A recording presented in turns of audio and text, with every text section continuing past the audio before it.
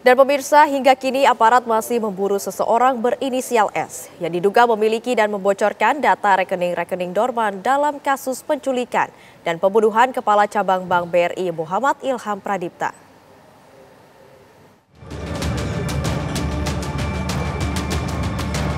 Kepolisian hingga kini masih mendalami soal sosok berinisial S sebagai pemilik informasi awal rekening-rekening dorman dalam kasus penculikan dan pembunuhan Kepala Cabang Bank BRI Muhammad Ilham Pradipta. Sosok S muncul dari pengakuan tersangka Candy alias Ken, salah satu aktor intelektual. Kepada penyidik Polda Metro Jaya, tersangka Candy alias Ken mengaku mendapat informasi soal rekening dorman di sejumlah bank dari sosok S tersebut. Informasi itulah yang membuatnya mengontak tersangka lain diantaranya DH serta AAM. Selain memburu sosok S, polisi juga masih memastikan berapa total dana dalam rekening-rekening dorman yang datanya dimiliki tersangka Candy alias Ken. Terkait dengan rekening dorman, ini hasil pemeriksaan saudara C alias K, itu mendapatkan informasi dari temannya dengan inisial S. Namun ini masih kita dalami dan kita lakukan pengejaran karena masih identitasnya ini masih belum jelas yang disampaikan. Kemudian berapa jumlahnya sampai sekarang juga belum kita ketahui karena saudara C alias K ini masih tertutup. Jadi hasil pemeriksaan belum mau membuka.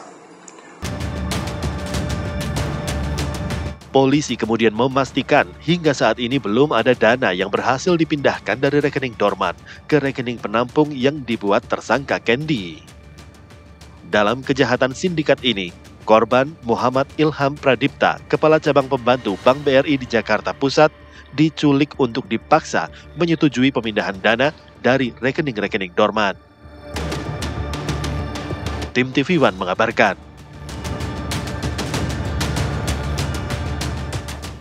Sebelumnya, TNI menegaskan proses hukum akan dilakukan secara transparan terhadap 2 oknum anggota Kopassus TNI AD yang terlibat dalam kasus penculikan dan pembunuhan Kepala Cabang BRI Cempaka Putih.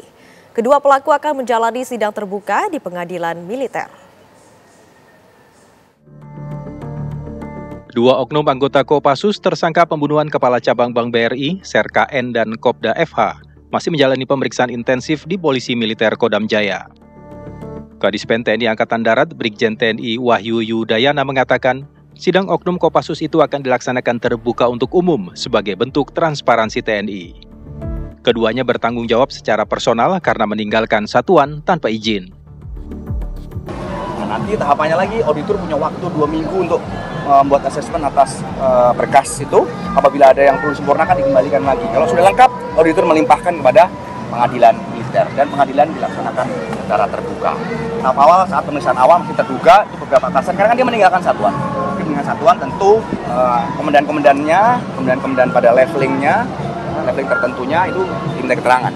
Ya, tapi sekarang setelah kita sebagai tersangka sudah tanggung jawab menjadi tanggung jawab personal. Tanggung jawab personal ya, dia yang bertanggung jawab karena kegiatan itu dilaksanakan di luar kegiatan satuan. Sebelumnya, Polda Metro Jaya menyebutkan motif penculikan dan pembunuhan Kepala Cabang Bank BRI, Muhammad Ilham Pradipta, yaitu kejahatan perbankan. Para pelaku berupaya memindahkan dana dari rekening dorman di BRI ke rekening penampungan yang telah dipersiapkan. 2 oknum Kopassus bertugas untuk mengumpulkan para pelaku untuk menculik dan membunuh korban. Dari Jakarta, Putri Sophia, Ahmad Budiman, TV One mengabarkan.